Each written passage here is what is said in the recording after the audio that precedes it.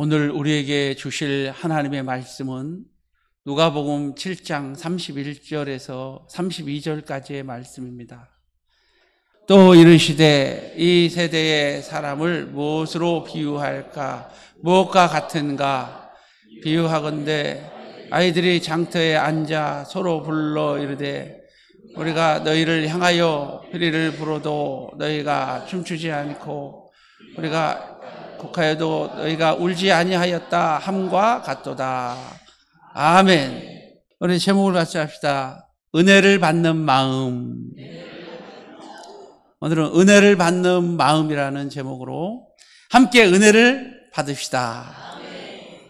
로마서 12장 2절에 이 세대를 본받지 말고 오직 마음을 새롭게 함으로 변화를 받아 아버지의 선하시고 기뻐하시고 온전하신 뜻이 무엇인지 분별하도록 하라. 오늘 이 시간에 말씀을 통하여서 이 세대를 본받지 말고 우리가 변화를 받아서 하나님의 뜻을 깨닫는 그런 귀한 믿음의 시간이 되어지기를 주님의 이름으로 축복합니다.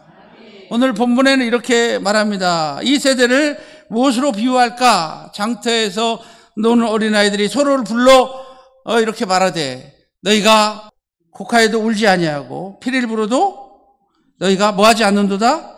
춤을 추지 않고 곡하여도 울지 않는도다. 이렇게 오늘 표현하고 있습니다. 이 세대는 이렇게 감각이 없다는 거죠. 아무리 외치고 아무리 소리를 지르고 아무리 은혜를 받으라고 그래도 그냥 귀를 막아버리고 그냥 한 시간 앉아있다 그냥 가면 안 된다는 겁니다. 우리는 이 세대를 본받지 맙시다. 오늘 여기서 이 피리는 예수 그리스도의 선포된 말씀을 말합니다.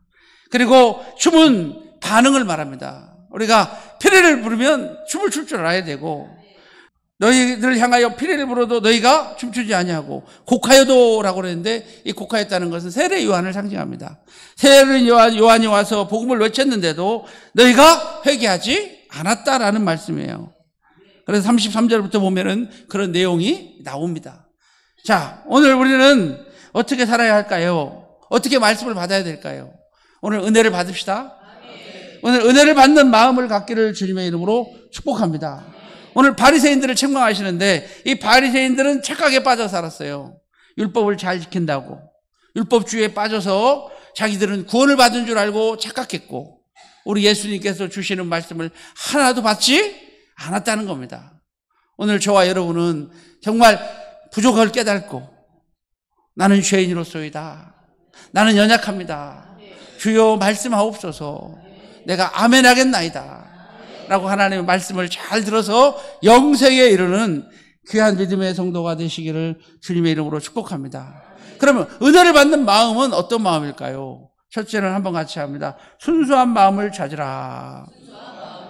첫째는 어떤 마음을 찾자고요?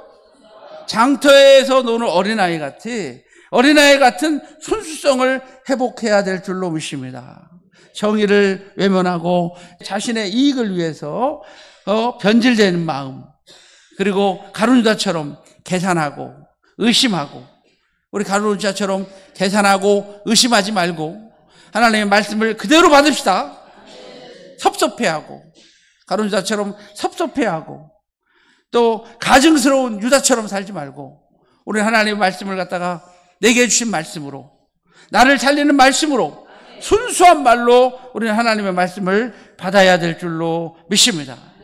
성경에서 보면은요 하나님께서 쓰신 사람들은 다 순수한 사람들을 쓰신 것 같아요. 하나님께서 초대 왕으로 세웠던 사울도 처음에는 엄청 순수했어요. 그래가지고 사람들이 그를 찾을 때에 그가 마차 밑에 숨었어요. 그러나 그가 나중에는 교만해지고 변질되었어요. 그래서 하나님께 버림을 받고 말았어요. 그러나 다윗은 처음부터 끝까지 순수했어요. 항상 순수했어요. 법궤가 들어올 때도 뛰놀았어요. 왕이 된 후에도 그는 순수성을 잃지 않은 줄로 믿습니다. 우리도 이 순수성을 잃어버리지 맙시다. 늘 하나님 앞에는 어린아이와 같은 마음으로 늘 어린아이 같이 순수한 마음으로 하나님의 말씀을 갖다가 곡해 듣지 말고 의심하지 말고 생각하면서 듣지 말고 그냥 흡수성이 있어요. 아이들은 그냥 하나님의 말씀을 들을 때 부모님이 말하면 그 말을 갖다가 토를 달지 않아요. 그대로 믿어버려요. 여러분도 순수한 마음으로 하나님의 말씀을 잘 받아들이는 여러분 되십시다. 나다나엘에게 주님 말씀하셨어요. 그 속에 간사한 것이 없도다. 하나님은 우리의 중심을 보십니다. 우리 속에 더럽고 추하고 간사한 것이 있어서는 안 됩니다. 우리 하나님 말씀을 받을 때 순수한 마음, 깨끗한 마음, 순수하다는 것은요, 깨끗하다는 거예요. 뭐 섞이지 않았다는 거예요. 알았죠? 뭐 혼탁하지 않다는 거예요. 세상 것으로 섞이지 않았다는 거예요. 우리가 세상을 살다 보니까 아무래도 세상에 오염된 것들이 우리 속에 들어와 가지고 하나님 말씀 받을 때에 하나님 말씀으로 받지 못하고 순수하게 받아들이지 못하고 나를 때린다, 나를 깐다, 이 찔림이 있다는 것은 아직도 내가 살았다는 거예요. 죽은 심령은 절대 감각이 없습니다. 죽은 사람은 꼬집어도 아야 소리 하지 않습니다. 여러분이 하나님 말씀 듣다가 아야 나들으라고 하는 여러분, 이러면 여러분이 아직도 살아있다는 얘기입니다. 그러므로 여러분 우리 순수성을 갖기를 주님의 이름으로 축복합니다. 그래서 깨끗한 마음, 더럽지 않는, 혼탁하지 않는 마음.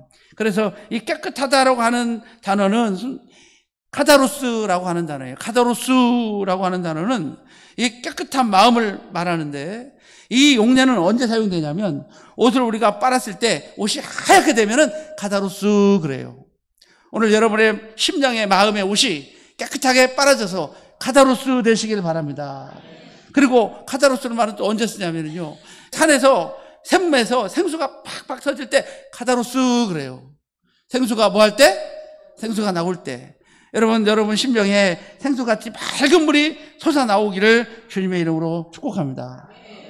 그리고 또 한 용례는 뭐냐면, 이 카다로스라고 하는 단어는 언제 쓰냐면, 이 카다로스는 있잖아요, 그 타작마당에, 타작이 뭔지 알죠? 슛을 탈곡해가지고 쭉정이하고 이렇게 갈르잖아요. 쭉정이하고 알곡을 갈라가지고 키즈를 하잖아요. 키즈를 쫙 하면은 쭉정이는 쫙 날아가고 뭐만 남아요? 알곡만 나왔을 때 그때 카다로스 그래요. 그러니까 한마디로 말해서 여러분 속에 심령에 이 쭉정이는 뭐 해버리고 날아가 버리고 뭐만 남아야 돼? 알곡만 남을 때 우리는 깨끗한 상태가 되는 줄로 믿습니다. 여러분 깨끗한 여러분 되시기를 주님의 이름으로 축복합니다. 마음이 부패해져 가지고 마음이 욕심과 시기와 분노로 가득 채워진 내 마음을 이 시간에 비워서 성령으로 말미암아 깨끗해지시기를 주님의 이름으로 축복합니다. 우리가 깨끗해지려면요, 무엇보다 중요한 것은 빛으로 나와야 돼요. 그래야 내 상태를 알 수가 있어요. 어두운 상태에서는 내 얼굴에 껌장이 묻었는지, 빨간색이 칠해졌는지, 노란색이 칠해졌는지 알까요? 모를까요? 몰라요. 그러나 빛 대신 누구 앞에 나올 때, 누가복음 5장에 보면은 베드로가 주님, 빛 대신 주님 앞에 나올 때, 주여 죄인으로소이다, 나를 떠나소서. 비로소 자기가 죄인인 것을 깨달았어요. 근데 오늘날 많은 사람들은 자기는 흠이 하나도 없고 자꾸 남만 탓하는 거예요. 누구 때문이라고. 자기는 보지를 못하더라고요. 우리가 빛 가운데로 나와야 내가 죄인임을 알게 될 줄로 믿습니다. 그리고 에스겔서 36장 26절에 보니까 우리가 성령 받아야 깨끗해져요. 성령은 나의 굳은 마음을 취하시고 부드러운 마음을 내게 해주시고 더러운 마음을 없애버리시고 깨끗한 마음을 내게 허락하여 주실 줄로 믿습니다. 우리가 성령을 받으면 내 속에서 생수 같은 샘물이 올라올 줄로 믿습니다. 그리고 하나님 말씀을 우리가 받아야 깨끗해져요. 말씀을 받아야 내가 죄인인 걸 알아요. 말씀이 없으면 내가 죄를 짓고도 죄인인지를 알지 못해요. 우리 오늘 말씀을 받읍시다. 말씀의 빛 앞에 나를 비추어 봐서 내가 순수한가 더러운가 가증한가를 점검해보는 그런 믿음의 시간 되시기를 바랍니다. 그리고 우리가 믿음으로 우리를 깨끗게 할 수 있다고 그랬어요. 뭘로 우리를 깨끗게 해요? 믿음으로 우리를 깨끗게 해요. 믿음이 우리를 깨끗게 할 걸 믿으시길 바랍니다. 사도행전 15장 9절을 한번 찾아보겠습니다. 사도행전 15장 9절 말씀. 믿음으로 그들의 마음을 깨끗하게 하사 그들이나 우리나 차별하지 아니하셨느니라. 한 번 더 해봐요. 믿음으로 그들의 마음을 깨끗하게 하사. 그러니까 여러분이 우리 하나님의 말씀을 믿으면 여러분의 마음이 깨끗해지는 거예요. 그래서 한번 따라합니다. 믿음이 회개다. 뭐가 회개라고요? 믿음이 회개예요. 믿음이 회개예요. 믿지 않으면 회개가 안 되는 거예요. 우리가 내 죄를 자복하면은 그는 미쁘고 우르르사 우리의 죄를 사하여 주실 것이라고 말씀하고 계십니다. 그러나 우리가 그를 믿지 않으면 아무리 우리가 우리의 죄를 자백해도 우리를 사하여 주지 않고 지옥에 던집니다. 그러니까 믿음의 전제하에 우리의 죄를 자백하는 거예요.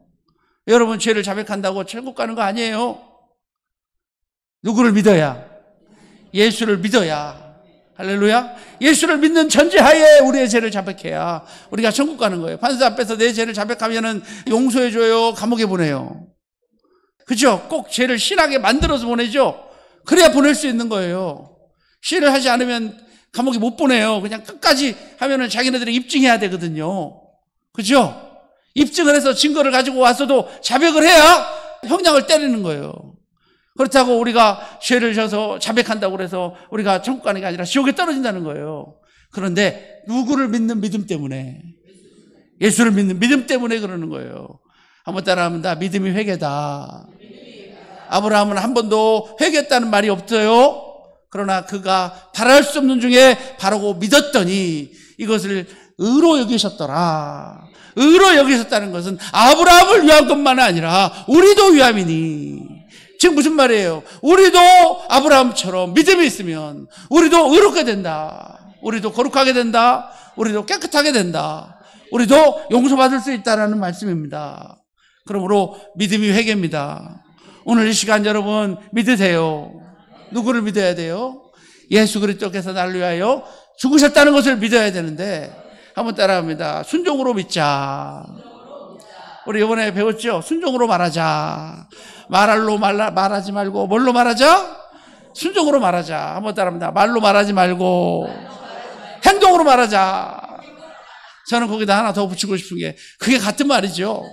말로 말하지 말고 말씀으로 말하고, 말로 말하지 말고 기도로 말하고, 말씀으로 믿음으로 말하고, 말로 말하지 말고 순종으로 말하고, 말로 말하지 말고 행함으로 말하자. 하나 더 붙이자고요. 말로 말하지 말고 뭘로 말하자? 행함으로 말하자. 그렇죠?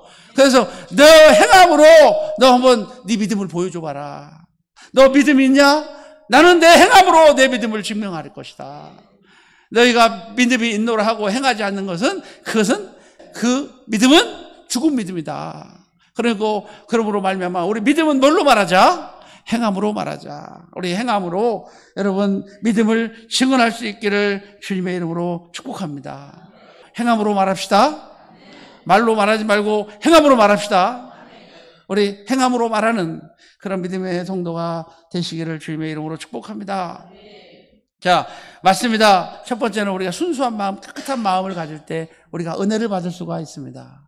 자, 은혜를 받는 마음 두 번째로는 한번 같이 합니다. 애통하는 마음을 갖자. 무슨 마음을 갖자고요? 페레를 불어도 춤추지도 않고 곡하여도 저들이 뭐하지도 않아요? 울지도 않는다고. 이 세대가 그런 시대라는 거죠. 그러나 우리는요, 다시 한번 내 심령에 감각이 살아나시기를 주님의 이름으로 축복합니다. 내 심령의 감각이 살아나야 되니, 우리의 육체는 살아있을지 모르지만 우리의 영혼은 죽어서 문드러져 버려가지고 문둥이처럼 다 썩어져 문드러져 가지고 찔러도 때려도 칼로 도려내도 뜨겁지도 않고 차갑지도 않으면 안 되잖아요. 그래서 문둥이촌에 가면은 밤마다 살 태우는 냄새가 난대요. 너무 아프니까 뭘로 태워요? 촛불에다가 자기 살을 굽는데요. 그래야 좀 시원하대, 속이. 가렵지가 않고. 그러니까 그만큼 태워도 뜨거운 걸 느낀다는 거예요? 못 느낀다는 거예요? 못 느낀다는 거예요. 그러니까 아주 강한 충격을 더 줘야만 받으려고 그러지 말고. 그래서 여러분, 너무 그냥 담임 목사님이 해주는 밥으로 그냥 행복하게 사는 사람은 행복할 텐데, 어느 날 안경산 기도원에 갔더니 막 목사님들이 그냥 너무 좋은 말씀을 해주시니까 그다음부터는요, 입맛 버려가지고 교회 와서는요, 말씀을 들어도 섰는 건지 조는 건지, 이런 사람은 참 불쌍한 사람이에요.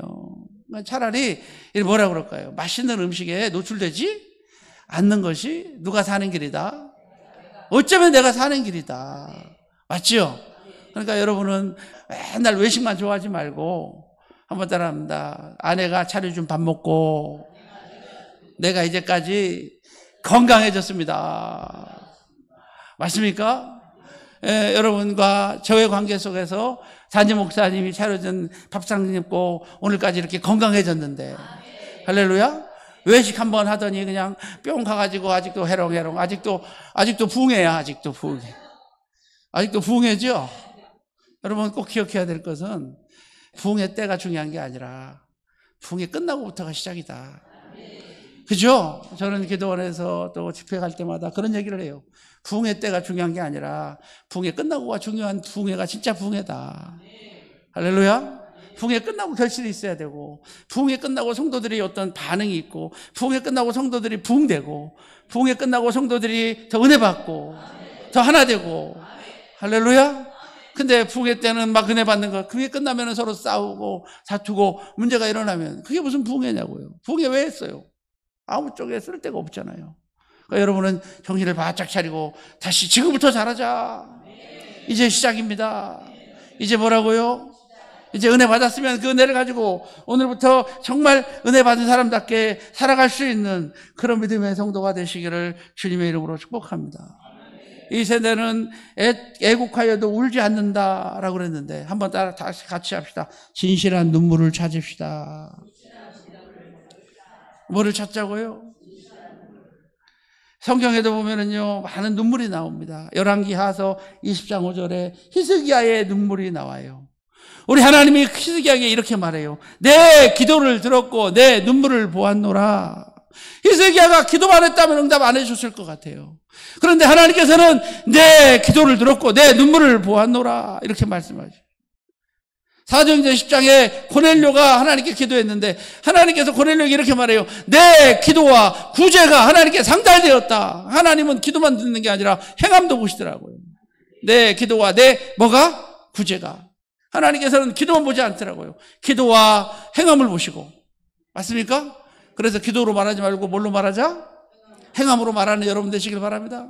또 히스기야는 내 기도를 들었고 내 눈물을 보았노라.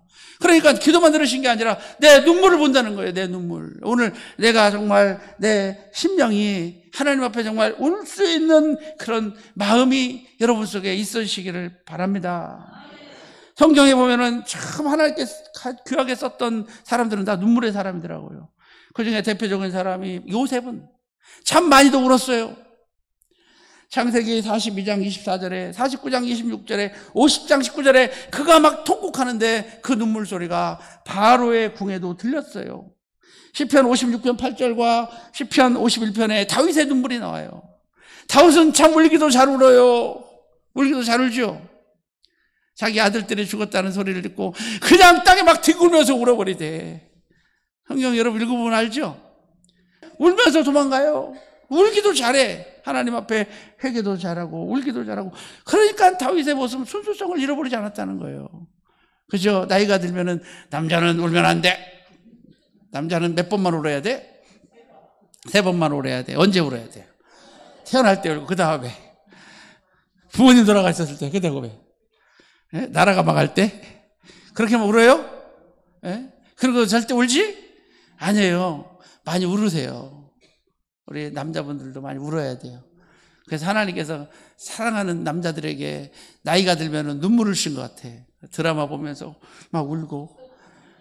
그럼 우리 집사람이 울었어? 아니, 안 울었어. 안 운 것처럼 이렇게. 그런데 이 눈물이 나왔다는 것은 아직도 내 속에 뭐가 있다는 거예요? 감정이 살아있다라는 거잖아요. 그러니까 우리는 갈수록 자꾸 눈물을 잃어버리지 말고, 눈물이 메말리면은 우리 신앙도 끝난다라는 것처럼 김상환 목사님 그런 말을 했던 것 같은데, 정말 눈물이 끝나면 신앙도 끝난다. 정말 우리가 하나님 앞에 울 수 있는 사람. 우리 주님도 잘 우셨어요. 히브리서 5장 7절에 보니까 그는 육체에 계실 때에 자기를 죽음에서 능히 구원하실 이에게 심한 통곡과 눈물로 간구와 소원을 올렸고 그의 경외하심으로 말미암아 들으심을 얻었느니라. 우리 주님께서는요, 예루살렘을 향하여 눈물을 흘리셨어요. 우리 주님은 마리아가 울 때 같이 따라 우셨어요. 우리 주님은 겟세마네 동산에서 사명 감당을 하기 위해서 그 눈물을 흘리셨어요. 여러분, 우리가 눈물이 메말라서는 안 된다는 겁니다. 한번 따라합니다. 눈물의 씨앗은 기적이랍니다. 사랑의 씨앗은 눈물일지 모르지만 눈물의 씨앗이 뭐라고요? 울 때 기적이 나타납니다. 눈물의 역사는 기적의 역사예요.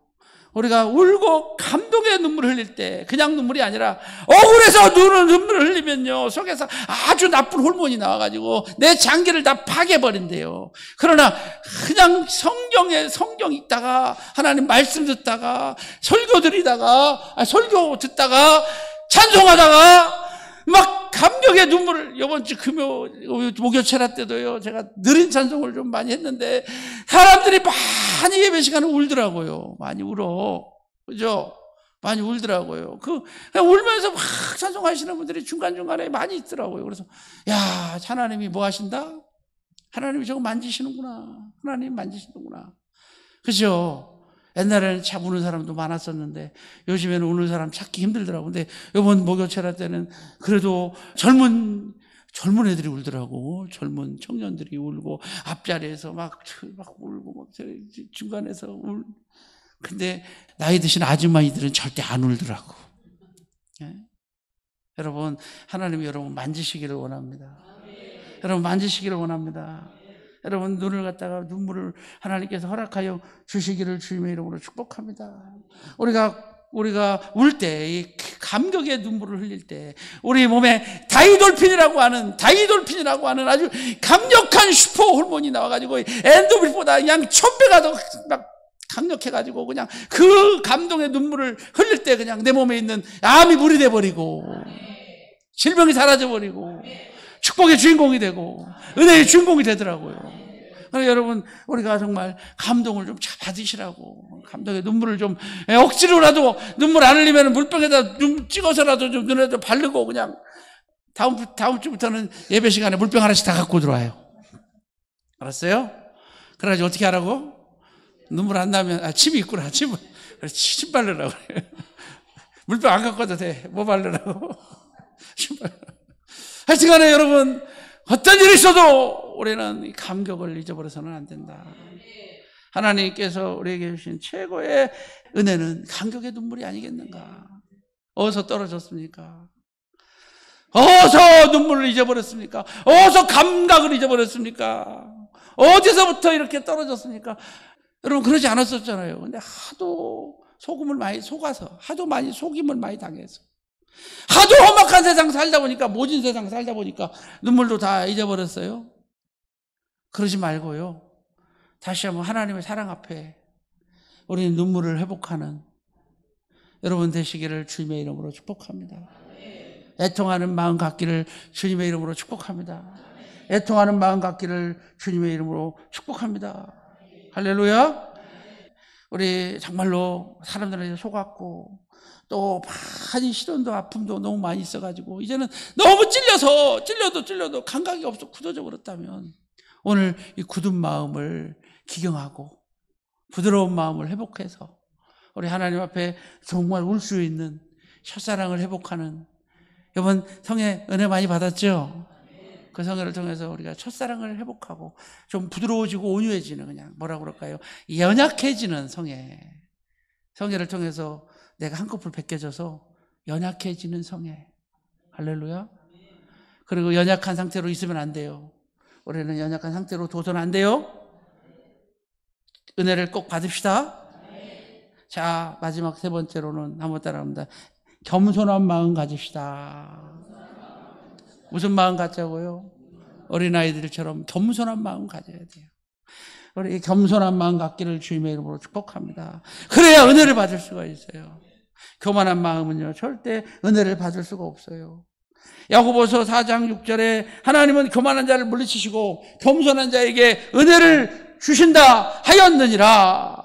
베드로전서 5장 5절에 그러므로 하나님의 능하신 손 아래서 겸손하라. 때가 되면 너희를 높이시리라. 우리가 하나님 말씀을 받을 때에 말씀 앞에서 겸손한 여러분 되시길 바랍니다. 사도행전 10장 25절에 보니까 베드로를 챙겨놓고 베드로가 들어올 때에 이렇게 말합니다. 마침 베드로가 들어올 때에 고넬료가 맞아 발 앞에 엎드려 절하니. 이런 겸손한 모습으로. 베드로에게 절한 게 아니잖아요. 하나님 앞에 절한 거죠. 하나님께서 누구를 보냈으니까. 베드로를 청하여 뭐를 들어라? 말씀을 들어라. 그래 베드로는 어부입니다. 식민지 국가의 어부입니다. 고넬료는 지배국 국가의 장교입니다. 백부장이었습니다. 그 이탈리아 부대의 사령관이었습니다. 그러나 그는 베드로가 들어올 때에 정말 어부 출신 베드로가 들어올 때 그 앞에 무릎을 꿇고 엎드려 절해요. 로마 장교는 아무에게나 고개를 숙이거나 절할 수가 없습니다. 로마 황제 외에는. 그렇죠? 이해가 되죠? 그러나 그는 무릎을 꿇고 절을 했습니다. 그렇습니다. 우리는 하나님 말씀 앞에 그렇게 살아야 되지 않겠습니까? 우리 말씀 앞에 그렇게 삽시다.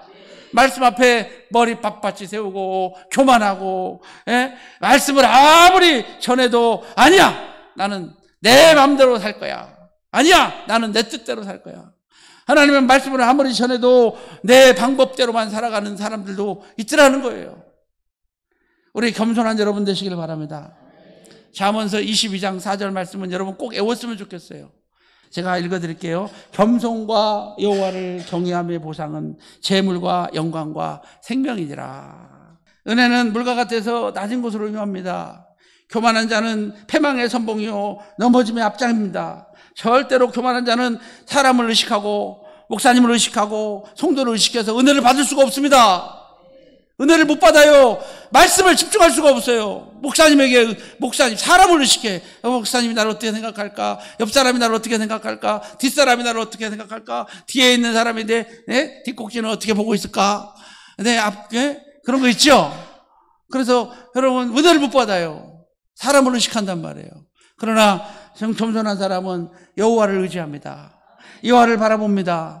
사람들을 눈치 보지 않습니다. 사람들이 나를 어떻게 보느니, 사람들이 나를 어떻게 쳐다보느니 그런 거 신경 안 씁니다. 왜 사람들 그렇게 신경 써가지고 하나님 말씀도 못 들어요? 우리 하나님 말씀을 좀 듣고 사람 신경 쓰지 말고 사람 좀 보지 말고. 할렐루야. 정말 불쌍한 사람들 많아요. 하나님 말씀 못 듣는 사람이 제일 불쌍한 사람이에요. 평상시에는 이것도 잘하고 저것도 잘하고 다 잘하는데 하나님 말씀 시간에는 엉뚱한 짓 하고 있으면 안 되잖아요. 우리 하나님 말씀을 받는 여러분 되시기를 주님의 이름으로 축복합니다. 잠언서 16장 5절에 무릇 마음이 교만한 자는 여호와께서 미워하시나 피차 손을 잡을지라도 벌을 면치 못하리라 라고 말씀하고 계시는 것을 여러분 꼭 기억하시고 여러분 겸손한 마음으로 하나님의 말씀을 받는 그런 믿음의 성도가 되으시기를 주님의 이름으로 축복합니다. 여러분 은혜를 받는 마음 세 가지를 배웠어요. 은혜를 받는 마음은 첫 번째 어떤 마음이에요? 순수한 마음. 알았죠? 두 번째는 어떤 마음이에요? 애통하는 마음. 세 번째는 겸손한 마음. 이 말씀을 가지고 여러분 꼭 은혜 받는 여러분 되시기를 주님의 이름으로 축복합니다. 오늘 은혜 많이 받았죠? 은혜 받았습니다. 이렇게 고백하고 믿음으로 나가는 귀한 믿음의 성도들이 다 되시기를 주님의 이름으로 축복합니다.